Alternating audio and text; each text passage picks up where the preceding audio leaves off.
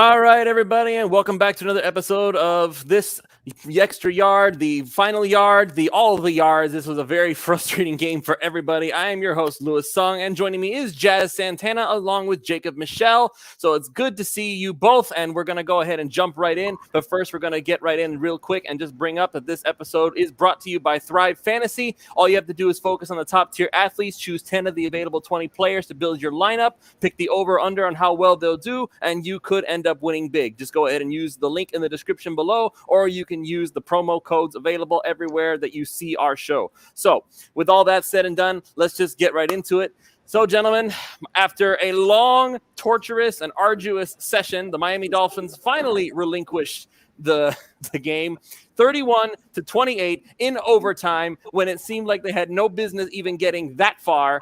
I mean, what we just saw, guys, is incredible. It really is incredible that they can be absolutely awful 90% of the game, and then just at the very, very end, they managed to do just enough to get the job done, to get to overtime.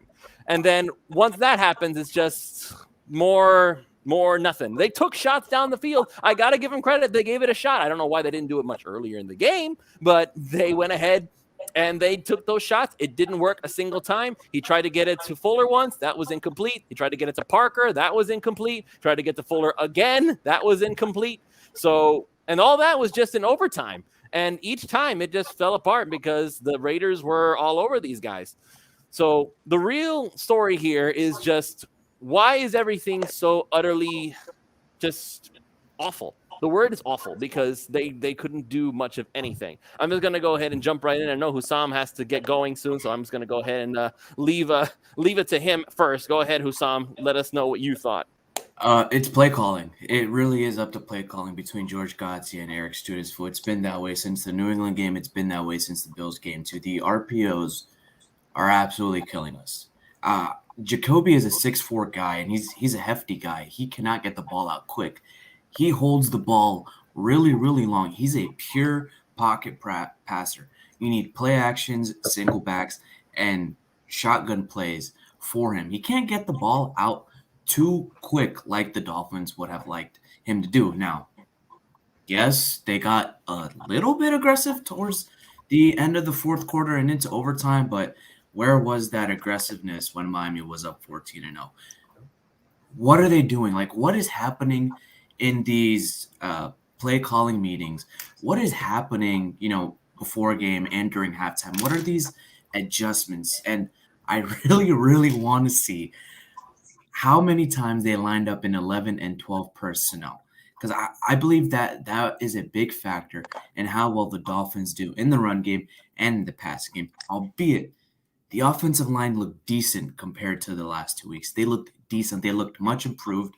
They look better. And having Jesse Davis next to Austin Jackson on the left side helped them a little bit, kind of like Eric Flowers last season. Jesse has played left tackle before. He has the experience. He knows what to communicate to Austin Jackson and helps him up in protections. But towards the end, they couldn't get the job done. And that third down play call in overtime, just that Yes, throw the to Gesicki shovel pass. That off. made me so mad when I saw it. Just you have Jalen Waddle who can go for a fly sweep. were You have playing Jalen Waddle who can go for a fly sweep. You're misusing your personnel. What I get, it's only week 3. There's going to be a little bit of rustiness, and you're trying to find the right mix of players. But come on, guys, you have playmakers on your offense. You didn't even use Salvon Ahmed that much today. Come on, I didn't hear his name called once, not once. I don't think he got a single cup. I don't think he saw a single snap all game long. I really don't. I saw think he Myles had a Gaskin, couple snaps, but that they didn't even give him the ball. Just I don't know, man. Jakari. I mean, the Dolphins were bound to lose this game after that play call on third down anyway. So I'm not really shocked by the loss. You can't play that conservative on the road. It's 3rd down and 3. You got 2 tries. You should have ran the play on 3rd down to get closer, and then you kick the field goal. Then your defense gives up the big play on. You brought the pressure. You brought the safety pressure. What's the guy named? Sam, I can't say his last name. 49 from the McGuavin. CFL. him and Brandon Jones get beat on the deep crosser. So I know you probably wasn't expecting that from the coaching standpoint, but Flores has to be aggressive in that standpoint. You have nothing to lose at that point. It's a 3-point game. You could have went for it on fourth down. At least try to draw them off sides or something. But that play was indicative of what the game was. I think it was just a lot of missed opportunities. The Dolphins didn't play a bad game. Defense showed up how they needed to. They gave up some big plays in the moments. Dolphins did miss a touchdown call, a touchdown with Fuller drop. They went right through his hands. I know it's kind of questionable call. People thought it was PI, but it was a bang play. Fuller has to catch that. It went right through his hands. It was a perfect throw by Brissett. So once you miss opportunities like that, you're bound to miss, lose games. It wasn't. They played a good enough game to win. I just think you have to be more aggressive in the play calling on certain downs. Definitely in the overtime, you get on 3rd and 3, 4th down, you should have went for it. You have nothing to lose. You're gonna lose the game anyway. How the game was trending if you kick the field goal. So I think they should have just went ahead and went for it and seen, what the outcome was. I rather would have lost 28-25 than 31-28. Kind of was a lose-lose situation. But overall, I think the Dolphins played well. The offensive line was much improved this week. So I'm not upset about that. You look for more victories and losses. So I'm fully confident that the Dolphins can beat the Colts next week. I think they do need to get a little bit more creative with the play calling. Even down there when Brissett scored late with the QB run where he made the guy miss and he dove in the end zone, like the Wildcat plays were just absolutely appalling to me. You got Jakeem that was their version of creative play calling, though, Jock. So I mean, I don't think I want them to be creative. You got Jakeem Grant and Jalen Waddle, both who are 4-3 guys. Like, can we yes, and they tried one jet. They tried one jet sweep with Jalen Waddle, and then it got called back because Malcolm Brown did a low block or whatever, and they decided, I guess that play's garbage. We'll never run it again. Yeah, so the Dolphins are in a position where, like, the season is on the line, kind of, but it's not. Because I think they have a lot of winnable games down the stretch. I know this is a bit tough stretch. You play the Colts, who are 0-for right now. Their best player got Carter off the field today. I don't know if he's going to, I don't know his status. Quentin Nelson, he's hurt. So that's kind of big for them. So I think you can beat the Colts team. You're at home. You should be more in a position to win. I don't see us being the Tampa Bay Buccaneers, so I don't see that either. So I think the Dolphins can go 1-2 in this stretch. Tua comes back against, I looked at the schedule. The Jaguars. You win that game. So you can possibly go 2-3 down this stretch without Tua. But I think if Tua had played in this game, the Dolphins would have won by at least 2 touchdowns because I think Jacoby Brissett missed a lot of reads that I think Tua would have made. I agree with that sentiment, Jakari, and I'll say one more thing, and then I got to go, and I'll leave you guys to it. But it felt like Adam Gase was the play caller here. Like, it was just shade Adam Gase of 2017 and 2018. It was just absolutely horrendous. Like, it was horrendous. And then a couple of no calls on pass interference that I felt like should have been called, but let's not try to get into what ifs and buts because it's all in the past. It's bang like that in that crucial of a moment. The way the game was calling, they were calling a fair game, so I didn't expect the penalty to be called because they gave us the Mac Hollins one. So the Will Fuller one was, it's a bang play. So you can't say the refs didn't call a good game because they gave us that same call in the end zone just the previous possession. Just the magnitude changed on the game because like Fuller catches that or we get that, the game is over. Jakari, he couldn't catch it. His shoulder was getting tugged in when he was looking up. It was like he was being tackled. Basically. I'm just saying, Jakari. I'm just saying it's hard to catch a ball over your left shoulder when your right shoulder is being dragged back. When the replay happened, it looked like Fuller went like this and it went through his arms. That's it. It did go through his arms. Now, whether it went through his arms because he just didn't catch it or because someone interfered with him is a different discussion. Of course, I understand that Jakari has a unique perspective on it, being a former college defensive back. So that also has a lot to go into it. I mean, but at the end of the day, I want to see the Dolphins win. Like, I don't want to cover the Dolphins and we losing every week. So if it was a flag, it should have been called. I'm just saying, like, looking at it live, I didn't see it. Replay kind of slows it up, so it's like, oh, maybe so, but it's still. I think Fuller should have caught the ball. It went right through his hands. I don't think Jacoby Brissett could have threw the ball any better than that, because he put that the only person who was gonna catch the ball was Fuller. Only thing I am upset with the Dolphins, and then you guys can take out of. I don't understand why Waddle's not getting these shots downfield. You know what I'm saying? Like, I don't. Like, I like Will Fuller, but I think Jalen Waddle's ceiling is way higher on those down the field, and I think he's a lot faster version of what Will Fuller is. I think it'd have been, I think personally we should give him more chances down the field. But then again, he's doing his thing. He had 12 receptions, if I'm not mistaken. He's doing his thing is what they're asking him to do, of being the pass catcher out of the slot. So, all right, so Jazz. I'm actually gonna go to you now. Bye, guys. Thank you for having me. Thank you, Jazz. I want to take this to you. I'm gonna go. I'll let you get your thought in, but after you're finished with it, I want you to go ahead and bring on this, because a lot of people are saying that Jacoby Brissett had himself. He did enough to prove that he is the better quarterback compared to Tua. Hussam mentioned this in our private chat. 50 passing attempts for 215 yards. That puts him about, a little over 4 yards per completion. So I'll let you go into that. Go ahead and say what you want to say, but then I want you to talk about that. Yeah, I was actually going to get into that right after, so that's fine. I mean, real quick, I was going to agree with what Jakari said. I will say this though. I think that's a tougher catch than what people really think. Trying to make that catch over your shoulder like that with someone dragged over you is a really tough catch. So he still should have caught it. But I agree, it's kind of bang bang. So I don't know. Everybody kind of screaming bloody murder on the PI. I don't know if it was that blatant as a lot of people are saying. It was a bang bang. I think, like you said, if you slow it down, yeah, it kind of looks a little bit worse than it was.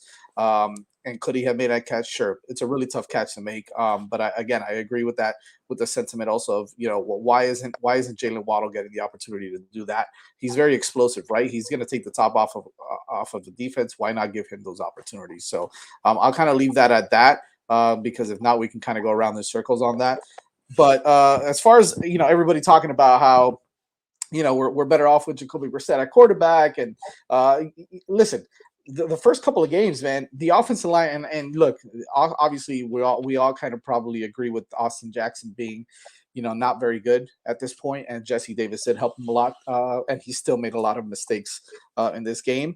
But the truth of the matter is that and this is where I agree with Jock, and I'm sure a lot of other people do agree with this also. If Tua plays this game, he looks much better as well with this, improved offensive line. So I think that that he has an opportunity to win this game, whereas Jacoby Brissett may not be able to make the plays that Tua might have made with a little bit of a better, more improved offensive line. Yeah, the numbers kind of look bad. 50 attempts, 215 yards passing. Credit to Oakland Raiders. They did a good job back there as well. Trayvon Mullen had a good game for the most part. Trayvon Merrick as well, and some of the other guys. So I think it can go either way. I mean, it was a good. I like the game. I think it was an exciting game to watch. I think that we definitely left some plays out there. I think Jacoby Brissett, like Jock said, missed some reads that maybe Tua is able to get at. There was one situation where I saw here late in it was either the fourth quarter or in overtime. I can't remember now, where Brissett had all day to throw. All day. He had great blocking up front, had all day to throw, couldn't find anybody open. Whether that's that the defensive backs were just blanketing the receivers or not, I feel like it's a lot of bad route concepts though, Jazz. Like, I'm sure, but at that point something's got to break down. You got to be able to find the receiver, man. So I think that maybe Tua might do a better job of finding a receiver at that point. So for the guys, Tua would have found Mike Gesicki in the middle of the field instead of tossing it a little short underneath route right there. Right, because he would have taken that shot. those are things that maybe Tua can do. Now, do I think that there's that much of a separation between the two as far as talent wise? I don't know, man. It's still left to be seen. Yeah, we could say yes, but it's still left to be seen because we really haven't seen Tua play with that offensive line. No. Yes. Let's just go about down the stretch. Jacoby Brissett is a good backup quarterback. That's it. Let's not say I'm not saying he's better. I'm not saying he's better than Tua. But I'm not saying he's better than Tua. I'm not saying he's better than Tua. So by saying that, you're saying that Tua is just a backup. You can't say in one breath that he's better than Brissett and then go ahead and say Brissett's not better than Tua. Well, is Tua are they equal then in your mind, or are they going to do the same stuff? Tua is not you, Jock. I'm referring to Jazz. No. First of all, I said that there isn't. Before you continue, what was Jacoby Brissett's record as a starter?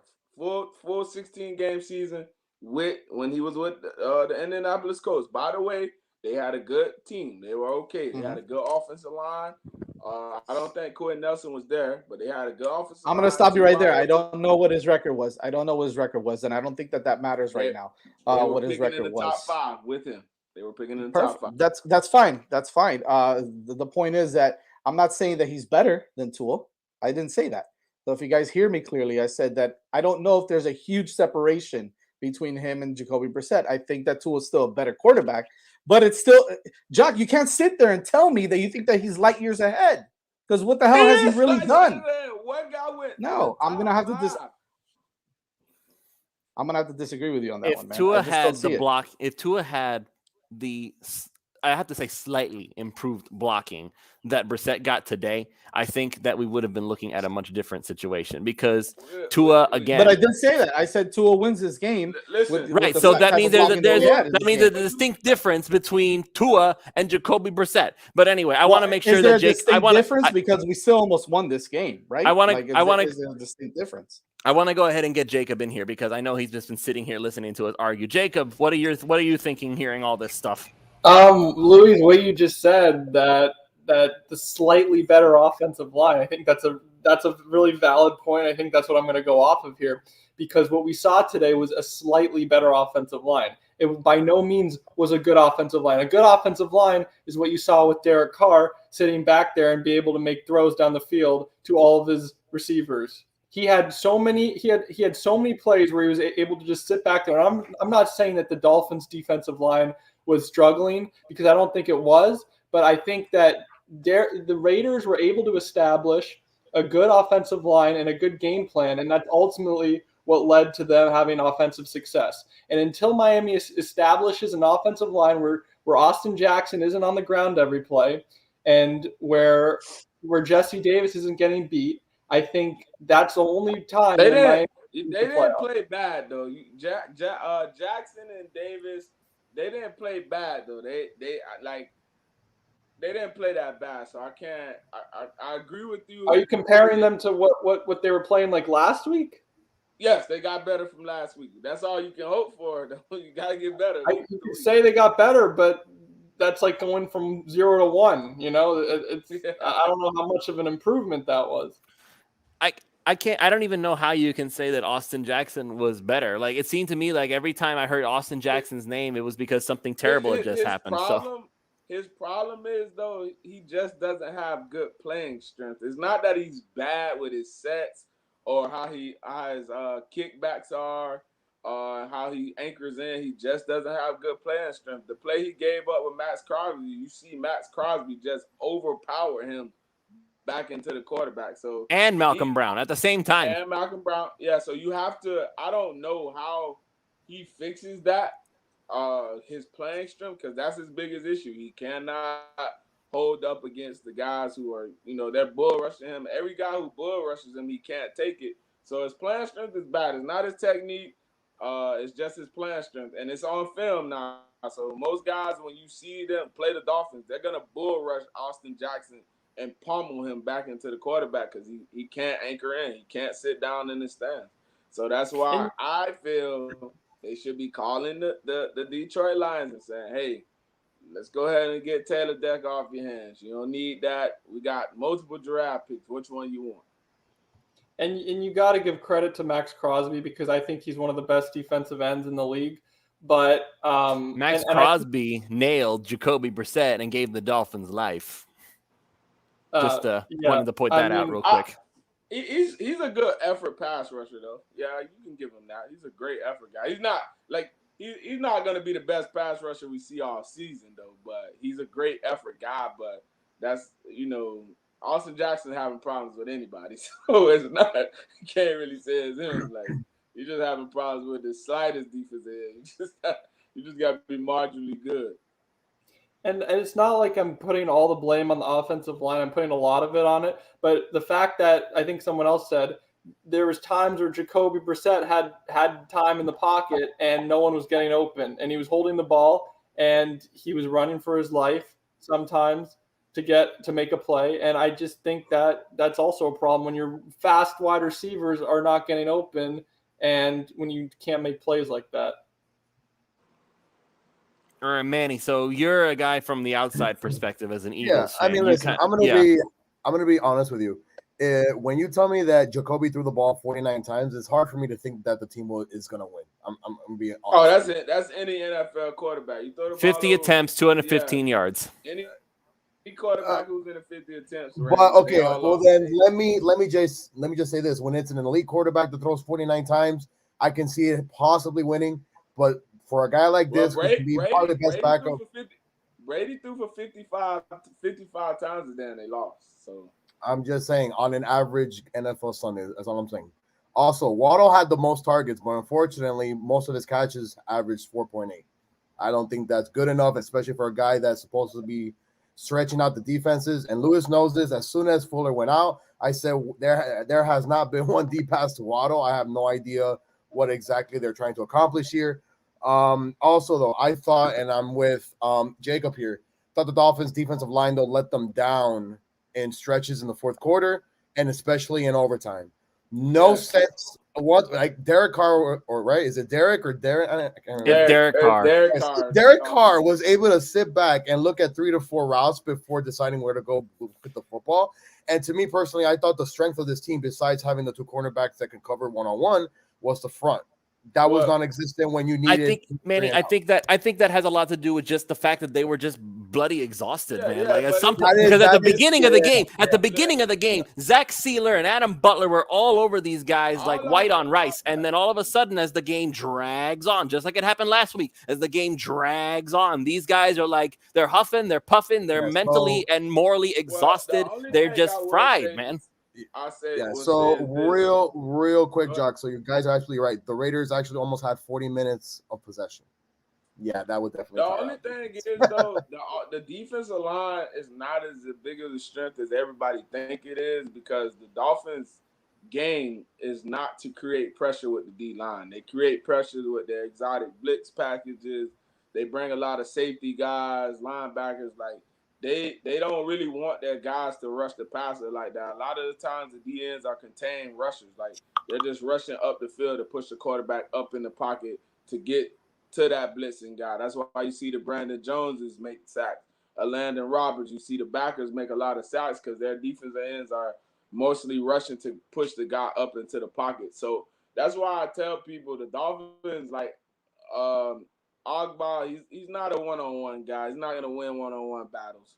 He's not that guy. He's a scheme pass rusher. So they have to draw schemes up for him to win.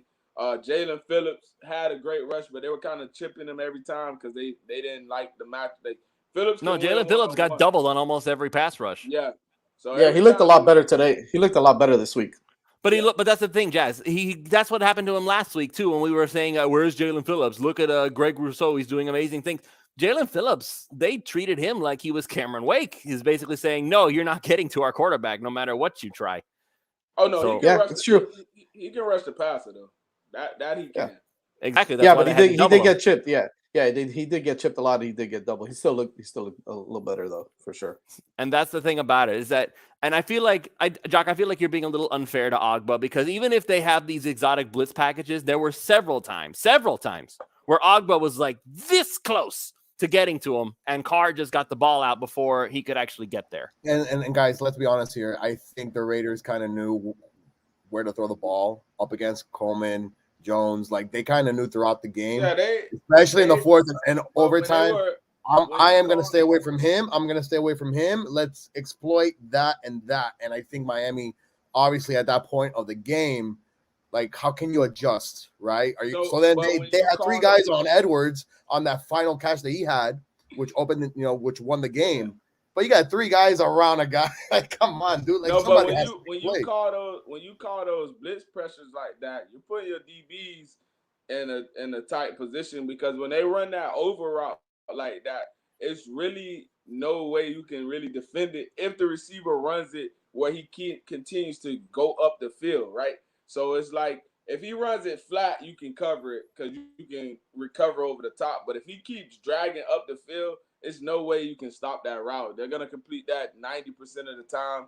That's why you see Tyreek Hill have big success with it. When they catch those teams blitzing with a guy with decent speed, you can just run that over route and he can continue drifting up the field. He's going to throw a lofter up. They won the first game of the year like that against the Ravens. Same route concept. They threw it against the man pressure. I mean, he made a really good throw, though. That was a really good throw as well. So, yeah. I mean, you got to put it on there, too. But like I said, no pressure, defensive back, it's tough to cover that route. Like, you can be the best DB in the league, but you got to try to recover over the top of it. And the quarterback making the throw is kind of undefendable. It's just like the fade route out the slot. They can continue just dragging and using the whole field to beat you. So, it's kind of tough for them to cover that route. All right, so is there anything that they can do to actually fix this problem? Because obviously you can't expect Jalen Phillips to beat guys one-on-one when he's not one-on-one with anybody. He's 1-on-2 and sometimes even 3 guys when they have somebody coming off the side. And you have Ogba, who's trying to get there, and he almost gets there. And to answer MB Beggs, I don't think it's a problem per se that Ogba gets close, because the fact that Ogba is getting close tells me that he's actually beating his guy. If he wasn't, he wouldn't be anywhere near the quarterback. So it kind of reminds me of like the last year that Cameron Wake was in Miami, and everybody was noticing that Wake was always getting held. Wake was this close to getting to him. Nobody thought that Cameron Wake was washed up at that time because he was Cameron Wake. He had a reputation. We knew that he was good. And I see that Manny just put up the Alfredo from Alfredo Arteaga, the picture of Will Fuller getting tackled. Come on, Jock. Say it, bro. Come on. No, dude. This is the NFL, man. Yo, that's a still. You got to think about it. That's a still photo, man. That's a still photo. Exactly. Like that's not real life right there. Like that's not. It's more bang. Like, you know what I mean? Like that's not real life. That's a still photo, man. Listen, that's a tackle. And if I had tried to do that in my Madden or NFL 2K game, that would have been pass interference every single time, because the dude left his feet to bring the guy down before the ball gets there. Play, and it's a picture. That's just like last week with the Florida Gators against Alabama. They missed a couple of calls, but when it's live, it's a bang bang play. It's like, well, it's different. Obviously, if I can go take a snapshot. Now, that's what comes in the NFL making their rules, because remember they took away reviewing for pass interference. That would have been a reviewable call right there. All right. So now to answer another question from Justin, aren't you guys tired of saying what can we do to fix this problem after a loss? I mean, well, I'm trying to figure out now. What do you expect us to do on this show then? Are what you want? I know the answer. I know the answer. You want to know what the answer is? And I know you guys know what it is. Jacob, I bet you anything. You know exactly what I'm going to say. Flores needs to be fired. Greer's the worst GM we've ever had. Tua's a bust, and we should get rid of him for this guy here. Tell me I'm wrong, Jacob. Can you tell me I'm wrong? No, you're not wrong. All right. So now with that over and done with. That one's great. Waddle was overrated. Penei Sewell, Najee Bali. Yeah, for sure. That's the best one so far. Except for Kai trolling. That's the best one so far. Like I say, with Penei Sewell, the fact that he's spelling it wrong kind of makes me want to say something, and I'm not gonna say it, because if I pronounce it the way it's written. A generational left tackle. He was very good, but you didn't, like I tell people, you did not expect Austin Jackson to take a step back this season. So No, I don't think anybody did. I think the thing is that draft picks are supposed to get better, not get worse. And it seems like that's why it kind of makes me feel like there's something wrong. Yeah, maybe there is something wrong with the coaching because Noah Igbenogany looked better in his rookie season than he does now. Austin Jackson looked better in his rookie season than he does now. In the NFL though, Lewis, it's more on the players than the coaches because you don't have anybody that babysitting you to go work out or do anything on your own to get better watching film. A lot of the times with Igbenogany, he looks lost because he's not watching film. A lot of his busted coverage, that's not watching film. And another thing with Igbenogany and Austin Jackson both got drafted for the same reason. They were both freak athletes that we wanted to see. Like you were hoping, like, well, if they get these guys to just play up to their athletic potential, then hey, we got a good player. But when you can't do that because you have to draft guys on what you see on film. Igbenogany was very raw. He moved a corner 1 year prior, and then they drafted him in the first round based off something he did on his pro day and how freakishly he tested. Austin Jackson missed a whole season of football prior to drafting him with the bone marrow for his sister, if I'm not mistaken. And he was raw. Like he had his moments in college, but then again, he didn't. But it's different in the NFL because all these guys are grown men. This is the highest level of football. Even though like we may say these guys don't belong, they belong there. So I don't understand where people got that from. Like I said, you have to draft guys off face value. Have they done that? No. The only guy they've done that on was Tua and Jalen Waddle and Jalen Phillips and Eichenberg. Those guys and Holland. They face value when you watch their film. Right away, you say, okay, these guys can play. All right, I just need to clarify something because I think somebody got the wrong impression when I said my little sarcastic soliloquy just a moment ago. I am not blaming Brian Flores, okay? I am not blaming Brian Flores. I'm saying that is what people are calling for. And I know that it's true because I've seen it all over my timeline that Brian Flores, I'm seeing it in this chat right now, that Brian Flores has the same record as Adam Gase. And they're actually putting those two in the same sentence. Now, and I'm going to also bring this up again because I feel like I have to say this after every post-game show because everybody is saying that the magical solution is in Houston. The magical solution in Houston has 23 sexual assault charges against him. Why are we doing this still? Why are we still talking about this? If he was clear of the charges, also, Jock, Lewis, if he was here, sorry, go ahead. If he was clear of the charges, I can understand why you say this. He's not. He's under FBI investigation. I mean, Jock, hold on, Jock. All I'm saying is if it's all pure football analysis and you're going to trade for the guy, you trade for Deshaun Watson. But, Jock, here's my also thing, right? If his current team is down to their third quarterback and yet they still have not decided to bring him in, that has to be a clear sign, man. Well, that has to be a clear sign. Because Houston is not all of a sudden going to say, oh, no, we're not going to bring him back because we're trying to tank. Listen, they still have to run a business. They are trying to tank, though. It's right? Trying to tank. But Louis, you mentioned the we have to Jazz. I have to hold on, Jazz. Hold on, Jazz. I'm ahead. sorry because we have to acknowledge the super chat. Thank you, Codeine Bama. Best part of this game was seeing Tua on the sidelines where he belongs. Jacoby just won the job. I appreciate the super chat donation. Everybody who wants to, please feel free to do so. It helps support the show.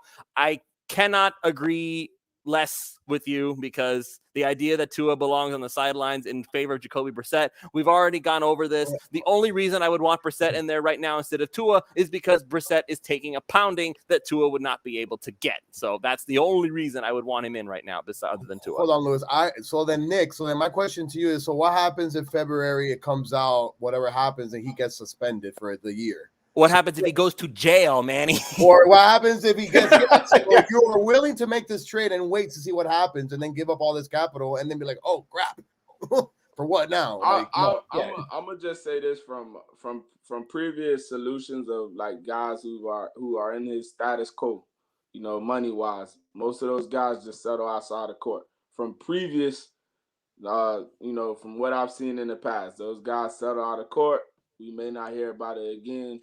So if they do trade for him, that probably would be a solution. We don't know. Well, if it's one or two charges, though. Jock. If it's 23 charges, I don't know if they're settling out of court from that. I'm not saying, like I said, I'm speaking on pure football. When I talk about Deshaun Watson, it's all pure Jock, football. nobody is. Even back when we I debated agree. this back in I'm with on-sign you. radio, I agreed with you. There's nobody arguing that Deshaun Watson is like not I said, better. It's just I'm not that speaking on that because one, those allegations are very serious. So I'm not gonna ever I'm not gonna downplay those allegations, and I don't want people to be like, oh, this guy here. No, I'm not downplaying those allegations. I have a sister. I work with kids in the community all the time. So I'm not gonna always, and I work with girls in the community all the time. I'm not gonna sit here and say those 22 allegations are not serious. They're very serious. But when they bring it up from a football perspective, that's all I'm speaking of on the football perspective. I'm for trading for Deshaun Watson because essentially if they're asking for four draft picks, you're talking about Tua, let's say Tua, Igbenogany, and Austin Jackson, and Christian Wilkins. Would you not trade that for a top 5 quarterback in that if sense? he was if he was clear. If he was clear, if there were no allegations, of course. I mean, yeah, that's a no-brainer. But the thing. It's like even then, there's always going to be this lingering PR thing. Remember what the Dolphins pride themselves on being the community team, right? They're all about wanting to make things better in South Florida, to speak out on behalf of those who are downtrodden. There are a lot of people, and I'm not saying this to be just to speculate. I've seen a lot of people. Like the Dolphins NYC guys, they made it abundantly clear if they ever traded for Deshaun Watson, they would stop supporting the team with their donations and stuff like that. And that's a big loss. That's how people feel about it. I'm just being honest from an honest standpoint. Those guys, not those guys, but the owners in the NFL, I'm just being real. They don't give a damn about those allegations. They care about winning. If Deshaun Watson was to bring a championship to Miami, they would not care about they wouldn't care about the allegations. We probably wouldn't even hear about them as much or whatever it may be. You see who's been wanting Deshaun Watson there? It's been the owner. So if the owner is okay with it, so it's not us saying it. Oh, hey, of course, all us probably deal with women on a daily basis. You know what I mean? They deal with women on a daily basis. I deal with women on a daily basis. I'm sure Manny, Lewis, all us deal with a woman on a daily basis, and we wouldn't want that to happen to anyone. I have a daughter, man. Yeah, we wouldn't want that to happen to any woman we dealt with. Jacob's sitting in the back there wondering, I don't deal with I don't have a daughter. I don't have anything. It's I don't have a daughter. I'm the young guy here. I just want the Dolphins to win. He was in a similar situation. Robert Kraft was in a similar situation. So that's all I'm saying. They don't really. I'm not gonna. I care, but I don't think they would care if he's winning games. That's all I would say. All right, so now that I've kind of made fun of Jacob a little bit, I'm going to bring him in for some actual honest football talk here. So obviously the Deshaun Watson stuff is a thing that people are talking about. They're going to continue to talk about this because it's probably never going to go away until Watson either goes somewhere else or he decides to just come back to the Texans or he goes to jail, which is also something that could happen. But this is right now we have the here and the now, and we have to figure out what can this team do. Is there anything this team can do? Is there anything that you think that the Dolphins can do right now to fix things a little bit, at least a little bit, just enough that they can beat the Colts this upcoming week? I know Quentin Nelson is out. Carson Wentz has 2 high ankle sprains, 2. So the offense for the Colts is going to be a little bit weaker now. What do you want Miami to do to get themselves together besides the trade for Watson stuff? Because everybody wants to talk about that. I think they got to go out and get someone for the offensive line. I think the offensive line is not a short-term fix. It's very much a long-term fix. But look, the Colts. I'm not worried about the Colts like I'm the Bills and the Raiders and these offensive teams that put up numbers. The Colts are a solid team. They've been struggling with injuries, but at the end of the day, we're playing them next week, and I don't think it's going to be it's as hard of a game.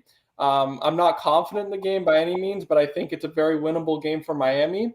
But Miami has to fix the offensive game plan because with the offensive game plan that happened today did not meet my expectations and did not meet meet anything that I wanted to happen, and the offensive line did not meet my expectation. So I don't know how Miami's going to fix that short term. I think something's going to happen. Something will need to happen in the offensive room and the offensive coordinator room, because I don't know who was calling the plays today. Probably both of them. It was Godsey. It was Godsey. Godsey calls plays. Godsey calls the plays for the most part. So something needs to happen there, because like it got brought up a little while ago, the Wildcat formation. It was a cute formation that didn't do anything. It would have been a cute formation if Malcolm Perry was running it. Jacob twice around. Come on. And it came to fourth down, which it shouldn't have. And Brissett was able to punch it in. But you know what? There were some miracles that happened that game, like it did last year with the Mac Hollins last year. And there were some miracles that happened this game when Gesicki caught that 20-yard pass on fourth down. That should have never happened. 27-yard pass. 27-yard pass. And to speak of the offensive line, let's talk about that fourth and short where we ran the QB sneak and got pummeled in the ground at that point.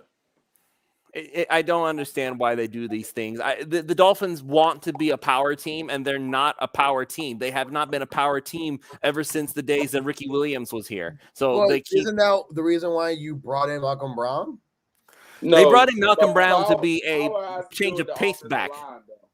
Power has to do with the offensive line. You can't run car pull if your guy's not getting any like if he's pulling and getting stonewalled. Like when you see those great offensive guards pull, they're clearing the way. They're road raiding and mauling people in the fucking way. Yeah, there's no way this team is going to be able to function as a power team. Like the best runs of the day were actually, the funny thing is that I thought we were actually going to see a lot of Malcolm Brown, because at the very beginning of the game, he seemed to be unstoppable somehow. So as per Dolphins usual, when something works, they decide to never do it again. And at that moment on, it was Myles Gaskin for the rest of the game. So I will say this, the Miami Dolphins as a team rushed for 133, but then you look at the running back stats and the most yardage was Gaskin was 65.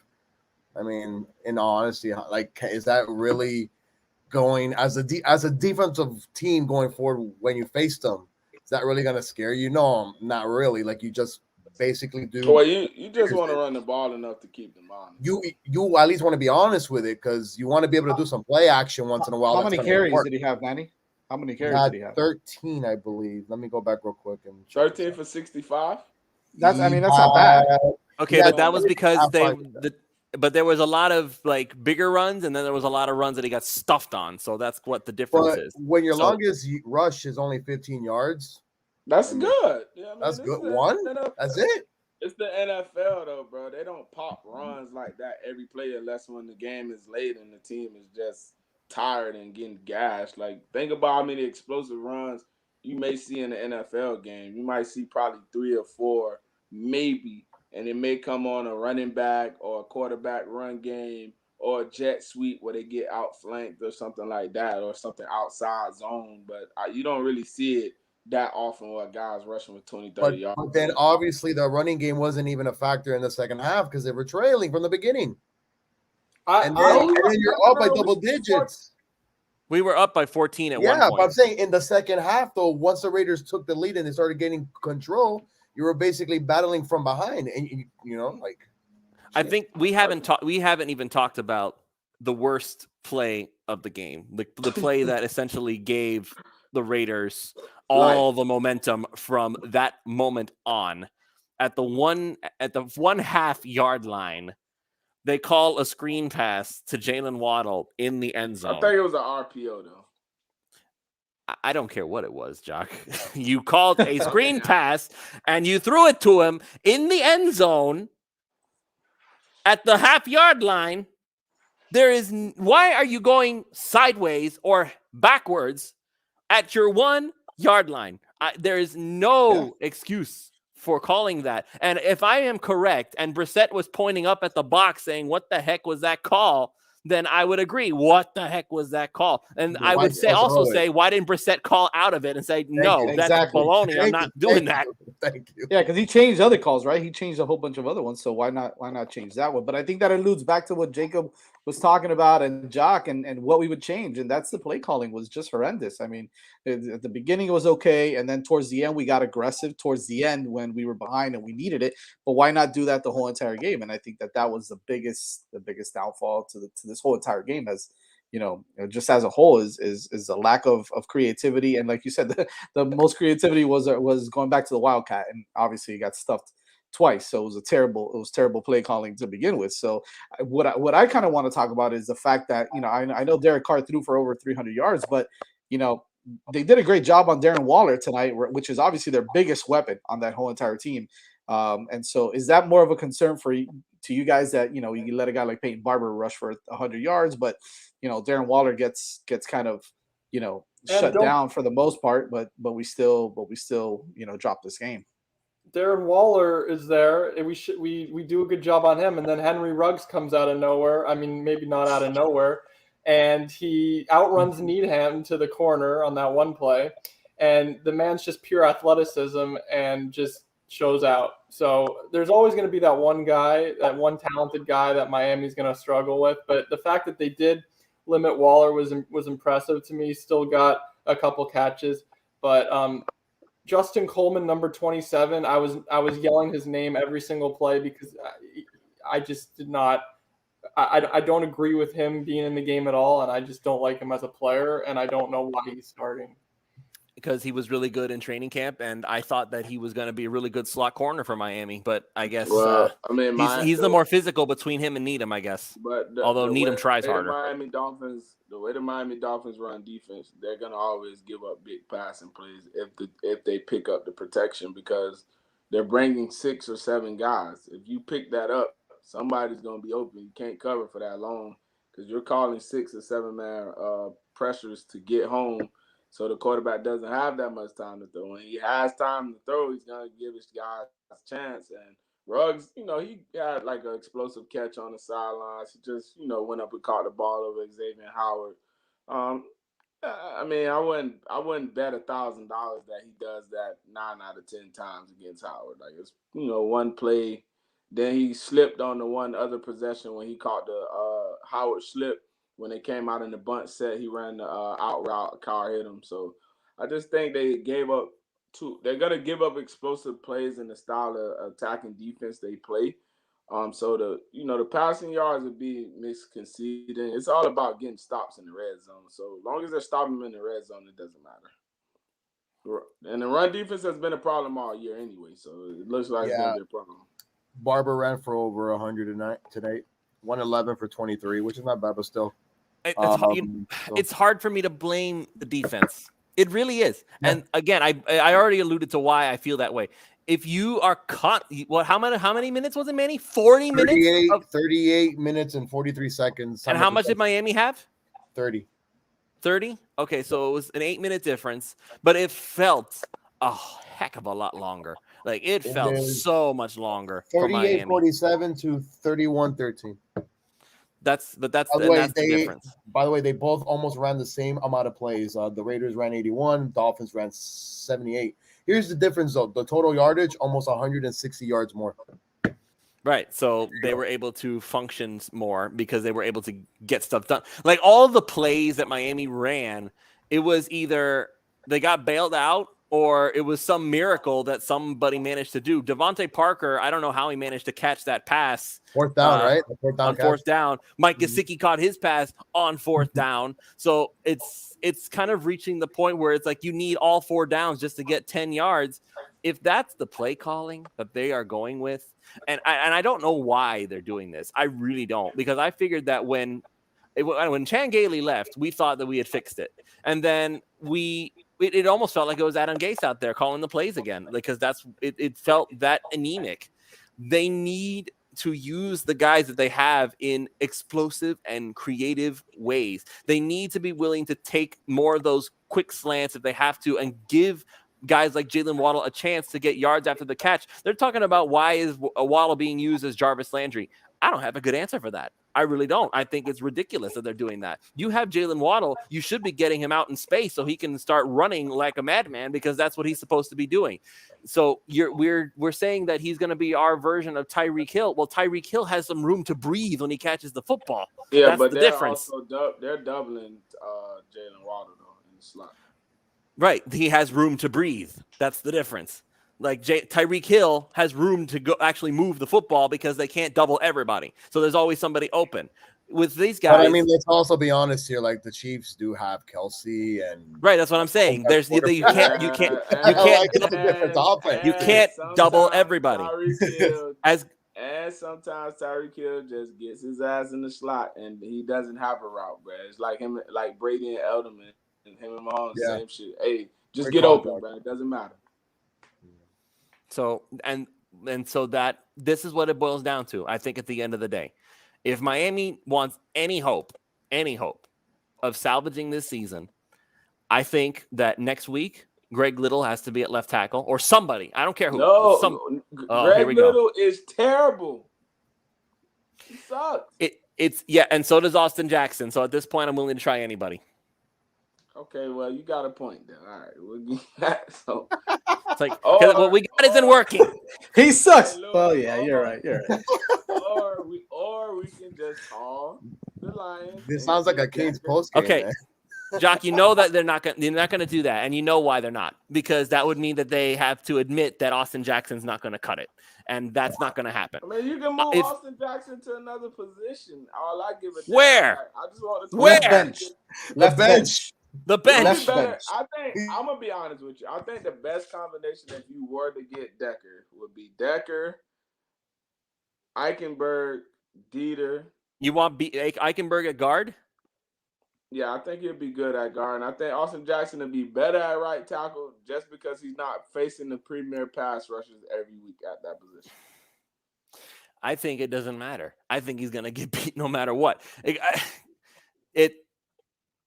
I was almost starting to think you wanted to put him at guard. If that was the case, I was gonna he can't play guard because he's not strong enough. He's gonna get mauled.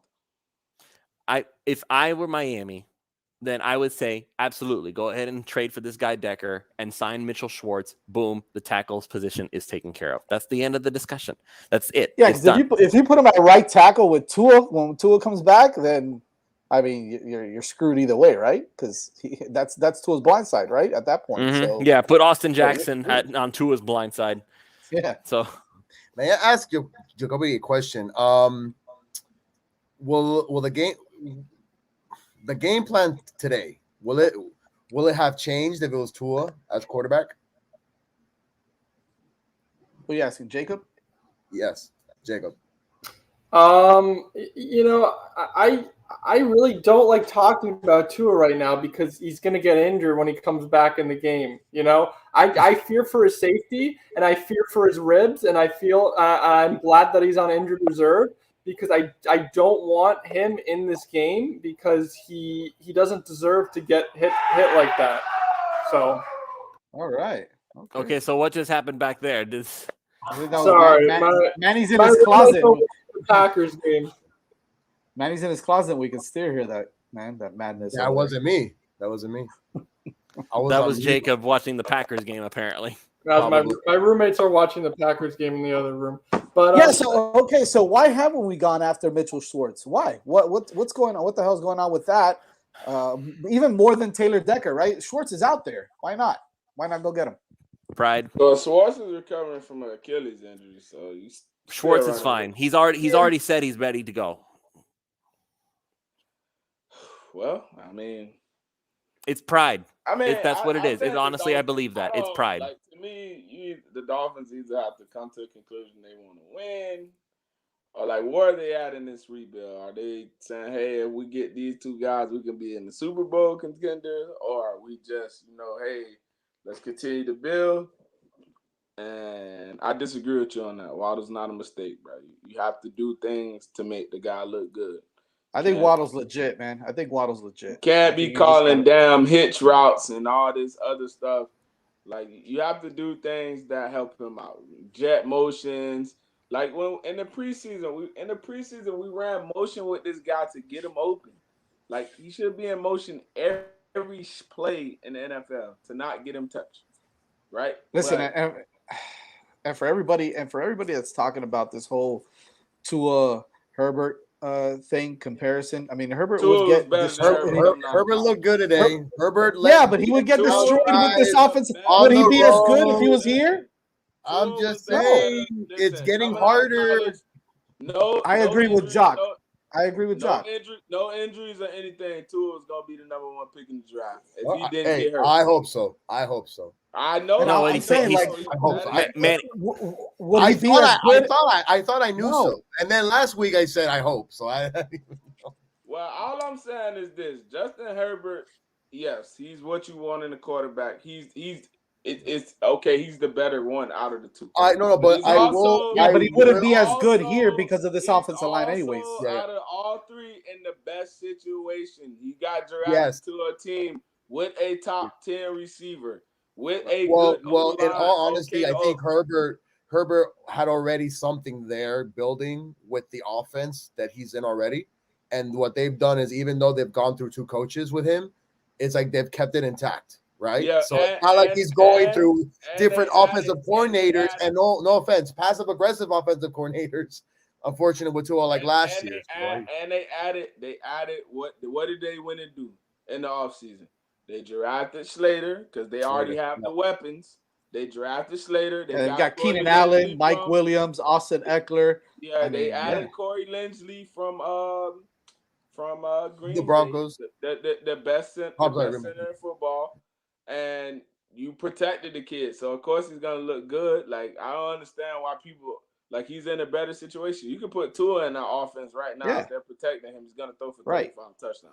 Easy. I said it from the very beginning. To expect any quarterback to constantly be under duress, to constantly have the pocket collapsing on you, and expecting them to win games and be incredible and throw for 400 yards a game, you're delusional. You have to have the 3 P's to be successful as a rookie quarterback: protection, play calling, and playmakers. In Spanish, in Spanish, the 3 P's are different, man. Yeah. Okay. We ain't gonna get into 3 P's. So I guess with that, we'll go ahead and call it here. So big thank you once again to Thrive Fantasy for sponsoring our show. I actually think I might have gotten off pretty good today. I picked the right guys. I picked Matt Ryan over Carson Wentz, picked Josh Allen over Kyler Murray, picked Derrick Henry over Nick Chubb, and I actually managed to win a little bit. So hooray for me and hooray for anybody else who decides to get in on it. Some money since you won? Oh, sorry? Can I hold some money since you won? Hey, by the way, anybody who took the Dolphins with the +4 to 3.5, good job today. Thank you to J-Rob from BetUS, baby. He's the man. That's not our sponsor. That's a different show. You could have just used my tweet. You could have just used my tweet all week. I predicted the Dolphins to win. I almost was close, but we lost. Jock, you like your prediction that the Dolphins would win. Like if I had bet on that, I would have lost. So.